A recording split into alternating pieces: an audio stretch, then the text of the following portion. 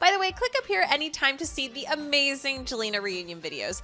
Anyway, Justin went on Capital FM to talk about his celebrity crushes. First, he got pitched Britney Spears, and he said, sure, he'd bae her up because, after all, she is a legend, aka she's kind of old. Beyonce's name came up next, and JB is totally into it, but Jay-Z seems like a definite concern there for the Biebs. But the best part is when Justin gets asked if Jennifer Lawrence is bae, and he did not hesitate on this one. Oh yeah, bae, for sure. Definitely. Everyone loves Jennifer Lawrence, man. Everyone. She's so sexy. She has become like everyone's new bae. Since Hunger Games, like Jennifer Lawrence has just become the ultimate bae. She's so cute.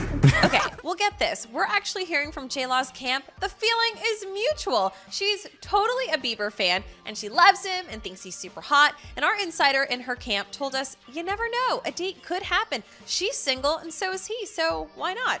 Okay, but this is all in fun, like Jennifer stuffing all those marshmallows in her mouth, right?